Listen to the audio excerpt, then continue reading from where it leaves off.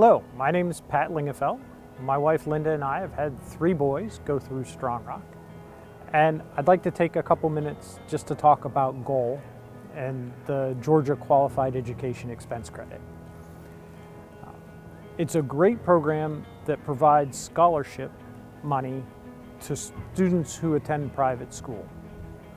And one thing that's really great about how Georgia has implemented it is that they said, we'll let the taxpayers decide which schools get the money and how much they get by giving a donation up front and then getting a tax credit on their tax return at the end of the year. There are basically 3 options for businesses. If you own a C Corp or a trust, you can donate up to 75% of your state tax liability to the program. And the IRS also considers that to be an ordinary and necessary business expense for a federal deduction. If you own a pass-through organization like an LLC or an S Corp, which is what my wife and I have, then you can either claim the credit at the entity level through the business, again at 75% of the business's tax liability, and that could also potentially qualify on your federal return and helps avoid SALT limitations for the state and local tax.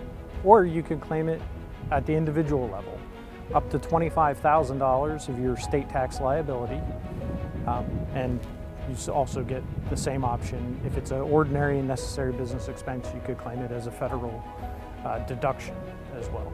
But what's important about that is, right, all that money goes to Strong Rock to use for scholarships, which then frees up money to use for other initiatives that the school needs to use it for. The school doesn't get any of that money if you don't elect to take that credit on your tax return. And it's important to note that it's a tax credit, not a deduction.